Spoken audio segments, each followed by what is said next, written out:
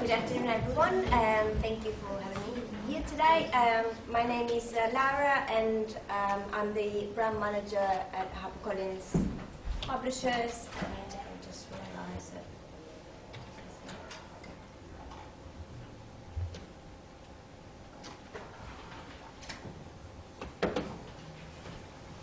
It's working. Here you go. It's working now. I'm the brand manager at HarperCollins Publishers, where I'm in charge of maximising the sales potential and marketing opportunities of brands like J.R.R. Tolkien and Agatha Christie, Game of Thrones, and George R. R. Martin. And I've recently got a new job as well. We'll be launching the Fantastic Beasts program, which is basically the prequel to Harry Potter. So a lot of different brands, and basically in publishing, innovation is not a choice, it's a must, and it's a question of, either you innovate or there'll be someone that's going to take over. And I think in publishing we talk a lot about Amazon and about the challenges that we have with someone like Amazon, who is a retailer, but it's also a competitor. So today we will be talking about content marketing and innovation in publishing. I'll basically try to talk about the current state of play in publishing, including the increasing importance of reader behaviour to the creation of new content. We spoke about earlier about crowdfunding and how important that is, crowdsourcing and how important that is, in particular for loyalty, and in particular to create something that people will want to share, something that people will want to talk about. And I'll talk about some innovation and case studies at HarperCollins and beyond. So what we're seeing today in publishing is basically a changing structure in the publishing industry, issues around discoverability, issues and changes in consumer behavior, and also changes in channels. So if historically we had the writer, the agent, the publisher, and the retailers being the point of contact between the publisher and the consumer, right now we see a complete disruption of the value chain. So we see publishers becoming retailers and setting up their own e-commerce. And I think one of the things that I say very often is that publishers have come to selling direct very, very late. I mean, Amazon is out there, and obviously they have 80% market share in ebooks, 90% market share in selling online physical books. They are very, very close to becoming a monopoly. So it's very difficult as a publisher to come into the e-commerce arena, because consumers have this loyalty with Amazon that for us is very, very difficult to challenge. In the e-commerce space, you see publishers like HarperCollins that sell direct. So we have a website where we have links to other retailers, but we also sell direct. But I think it's quite interesting to see what, for example, Penguin Random House have done. They set up penguin.co.uk, so their consumer facing platform is just Penguin, because obviously that's a branding that people will recognise, but they're not set up as an e-commerce. They basically they have links to other retailers. And I think that's really interesting, because setting up an e-commerce doesn't just mean selling direct, it also means to have a relationship and very, very interesting data about your consumers, and that's going to help you become a better marketeer and potentially influence also your publishing. And not having that, just having retailers managing the relationship with consumers, I think is a missed opportunity for a lot of publishers. So we see publishers becoming retailers, we see retailers becoming publishers. I mean, Amazon set up about 14 imprints, and they really became a publisher, and they basically started to work very, very aggressively in that arena. And if you subscribe to Kindle Unlimited right now, you'll see a lot of titles that are published directly by Amazon. What you see are also IP owners like the Christie Estate working directly with developers like Tel, and they've been setting up creating apps, so that in that way they've completely disseminated the publishers from the value chain. What we've seen is also, for example, the Dr. Seuss Estate, they work with Ocean Media, again another developer, and HarperCollins in UK, we are the publisher of Dr. Seuss, Random House in the US. We don't have anything to, we can't say anything. They own the IP and they can do whatever they want with it. So if they want to go direct and work directly with a developer, they can actually do that. So what we've seen is complete change in structure. What we've also seen as an issue in terms of discoverability, when the borders closed in 2011, that was a massive issue because for a publisher, what we need is a window. We need a window for our books because obviously the browsing experience is what makes our books discoverable. And also the number of independent bookstores went down. I think in 2015 it was under 900. So you can see that, yes, we've been talking about the resurgence of Waterstones. Foyles in the UK have been trying to set up a sort of hybrid concept where they sell print books, but they also have digital functionalities in store. But the reality is that Amazon is the big winner. Amazon is very close to being a monopoly. The terms, when it comes to kind of negotiated terms with publishers, obviously they've become much more aggressive because when you have such a fantastic market share, you become very aggressive. So I think, yes, as a publisher, we find ourselves facing also the issue of making our books discoverable. And we mentioned earlier, I mean, consumers are changing with social media.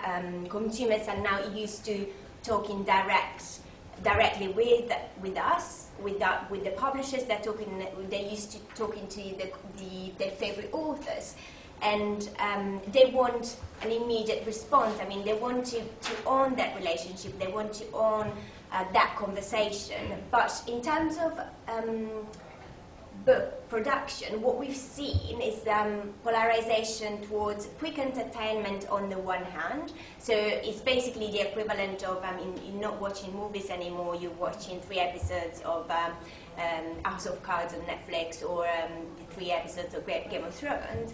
What we've seen in publishing is the same thing. I mean, this quick entertainment, you're in the tube, want to consume 45 minutes short stories, so we're investing a lot in Kindle short stories. And what we've seen, I mean, the big winner right now in publishing is audiobooks and Audible, and again, Amazon owned. I think Audible and audio is basically is your time, your commute. So that's why, I mean, I think they've seen a 27% increase year on year in terms of audio sales. And on the other, so on the one hand you have quick entertainment, on the other hand you have deluxe collector's editions. They are the beautiful objects that everyone wants to own, and we've been producing a lot of those, and also selling those direct, and making sure that, for example, in particular with authors like J.R.R. Tolkien, we make sure that our deluxe editions are beautiful and are available, and it's the physical object that people will want to own. And I think we have to be creative in both areas. So when we service the quick entertainment, and when we service like this beautiful collector's edition, and we have to be creative, we have to be innovative, because as a publisher, I mean, as HarperCollins, I don't compete against the likes of Random House, Penguin, Simon & Schuster. We compete for people's times against the likes of Facebook, Twitter, Instagram, BuzzFeed, and a plethora of free content that is now readily available. We've also seen changes in customer channels, and I think what's interesting is that even though Amazon and online help with, I mean, like in a second you can download 1.8 million books, but what you don't have online very often is curation. So I think what you have in a bookstore, what you have when you read an editorial is curation, and this is what you don't have very often on these digital platforms. So customers are changing, channels are changing, the value chain has completely been disrupted. So how are publishers responding? We are responding with innovation, but innovation doesn't just mean product innovation. Innovation also means new business models. I'll talk about subscription in a moment. So innovation, as I said, is, yes, new business models, and some examples are consolidation, direct-to-consumer communications, product innovation, marketing, and channel innovation. So to give you some examples of consolidation and what we've seen in the publishing industry is we've seen the creation of this massive conglomerate with Penguin Random House merging. But at HarperCollins we've done, it wasn't a merger, it was an acquisition. HarperCollins acquired Harlequin in 2014.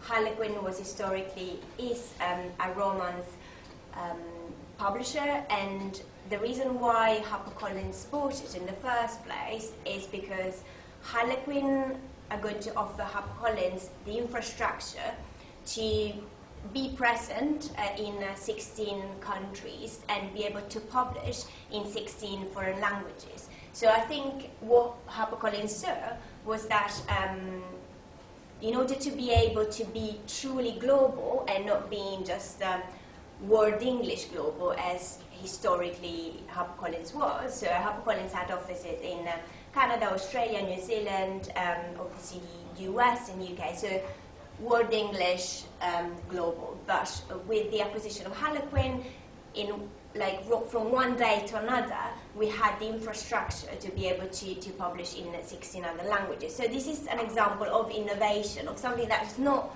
massively creative, but something that kind of offers new business opportunities.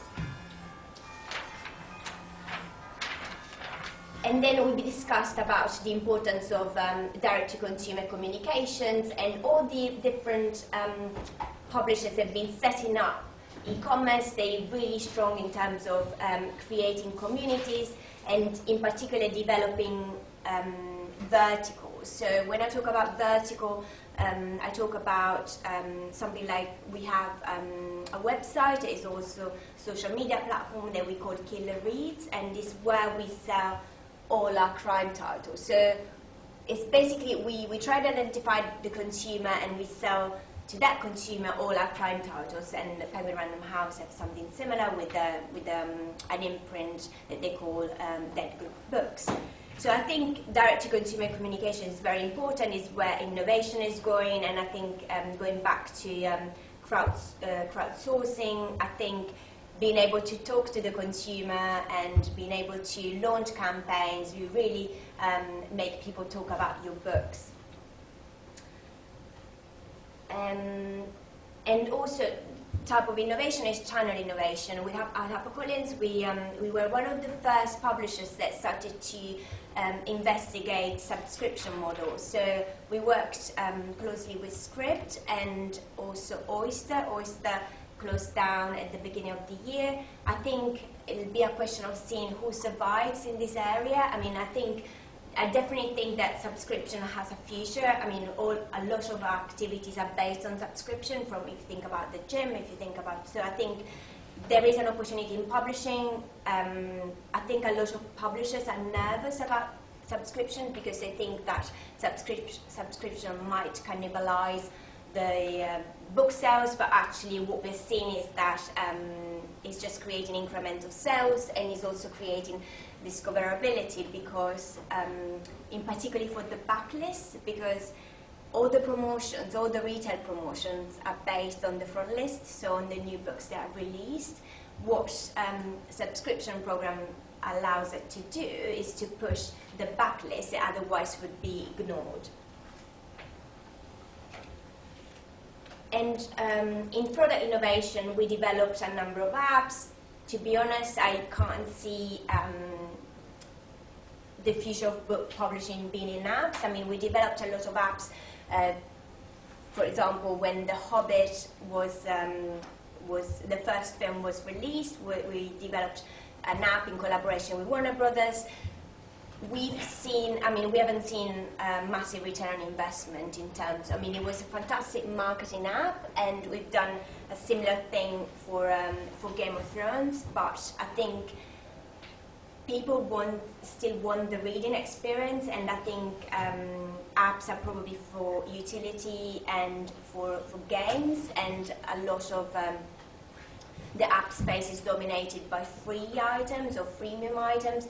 So I think in the book space, for me, innovation is more about new business models, innovation, rather than product innovation. Because if we talk about product innovation, I mean, Harry Potter and set up a partnership with Sony, and they created Word of Spell. I think we initially started to do a Google Glass, in particular for translation, so when you could immediately translate the book that you were reading, and then Google Glass was discontinued. Now there's obviously Oculus Rift, and there are a lot of interesting areas that we can look at, because ultimately, as publishers, we are storytellers, so we want to be in that area. We want to be in the area of storytelling and experience, but I think we need to be careful. I mean, we need to be quite realistic. We need to investigate. We need to investigate and ask the right questions to our consumers and see if there is actually a space for what we're trying to create. And when we look at the value chain, we see disruptors like Unbound. Unbound is a publisher, and they have a sort of Kickstarter model where they encourage people to sign to basically say if they want a book to be published. And so this is quite interesting disruptor in that part of the value chain. And Wattpad is basically the world's largest community of readers and writers, and they are basically publishing direct. And again, this is another way of disrupting the value chain. I think as publishers, we need to be aware of what's happening outside of the big five, as we say, and to be aware of what's happening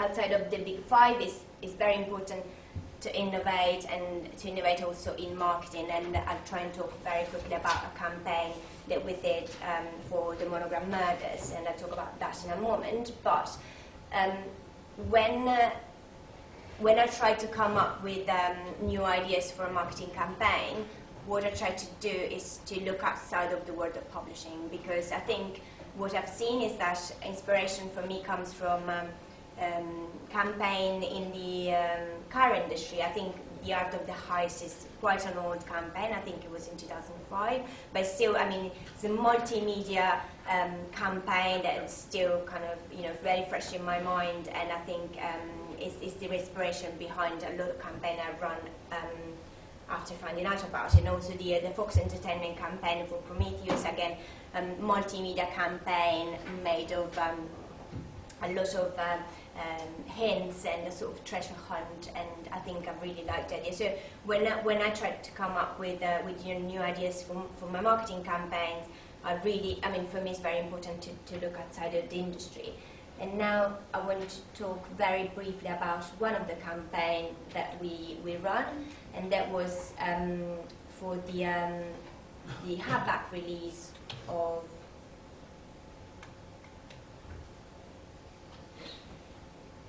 the Monogram Murders that we published in September 2014. We published simultaneously the hardback, ebook, trade paperback, any audio, and this is the best scenario because you can cross-market all the different formats at the same time. We created a trailer that I won't have the time to show you, but we wanted to make the Monogram Murders the biggest international publishing event of 2014. It was the first Poirot novel in 39 years. It was launched on a global scale, but the challenge was that the fans didn't want it.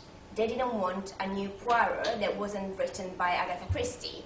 So our challenge was, okay, we have a fan base of 2 million fans on Facebook, 1.2 million fans on Twitter. We have a very strong community of crime readers with killer reads, but the fans didn't want to hear about it. So the innovation and creativity came from probably a refusal from the fans. I mean, how do we market a book that people potentially don't want? So the interesting thing is that it was hugely anticipated by the media. They were ready to say Sophie Hannah's done a terrible job. So everyone, I mean, was covered everywhere, the Times and from the Times to the BBC, and that was a year before the book was even published.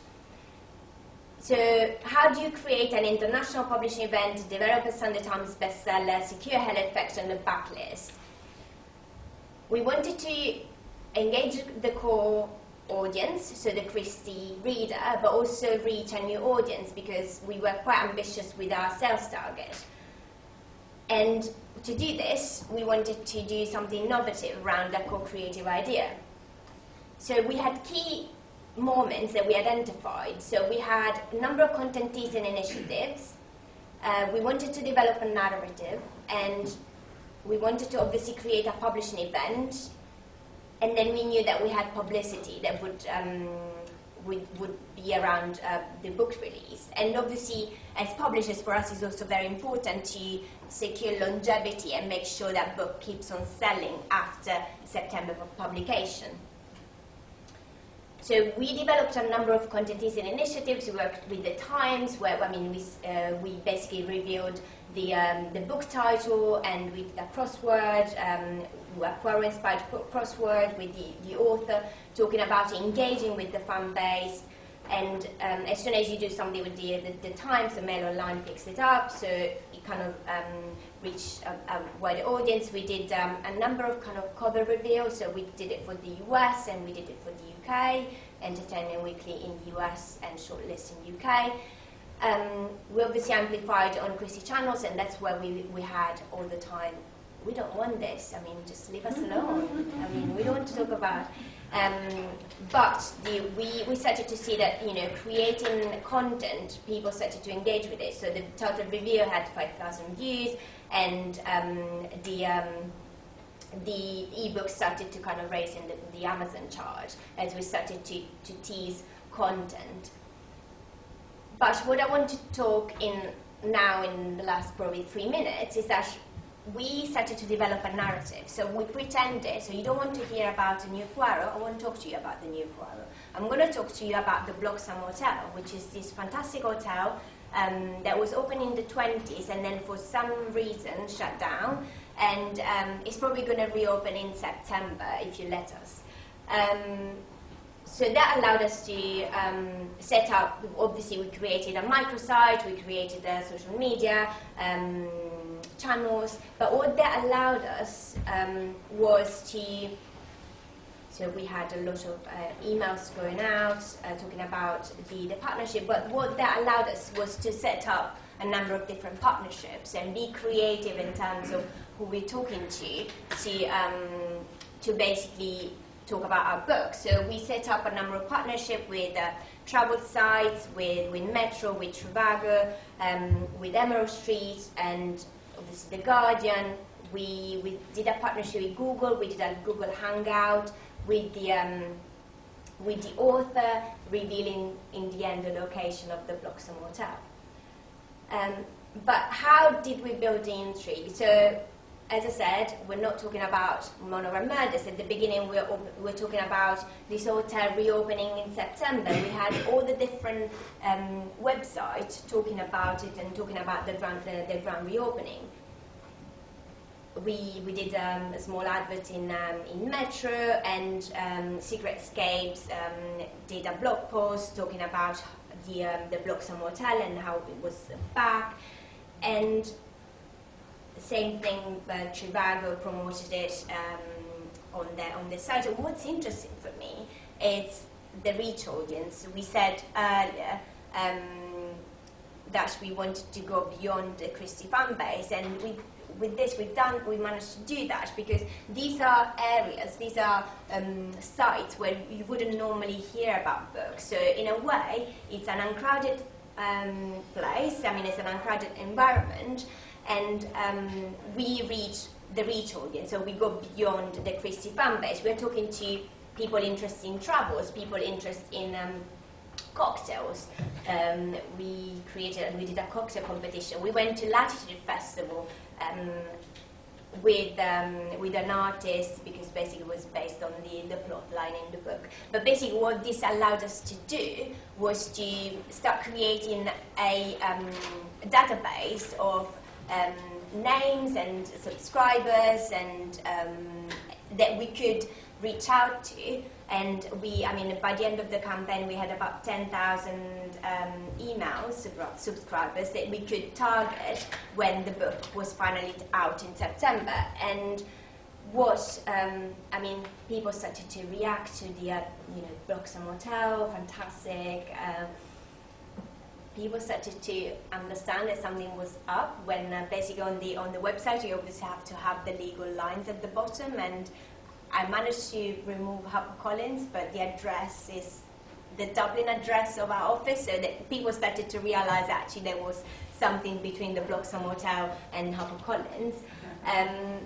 But then, we did a review with The Guardian where we said, the Bloxham Hotel is in the book, and then it was amplified on Agatha Christie channels, and partners started to share the announcement on the site saying, actually, do you remember the Bloxham Hotel we talked about? This is actually, it's in the book.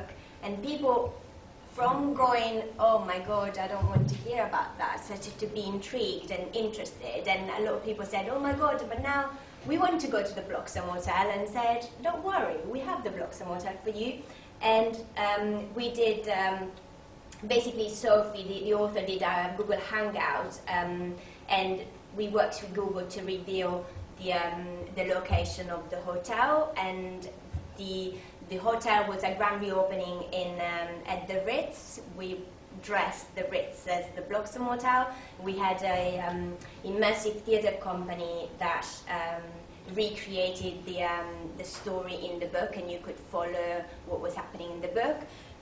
We had, the event was really small. It was for 150 people, but what we did during the night, we basically filmed videos, hyperlapses, and we shared them online, because the other thing was we need to make this global. We have all the different foreign offices, and we need to make sure that everyone is taking part of the recreation of the Bloxham Hotel.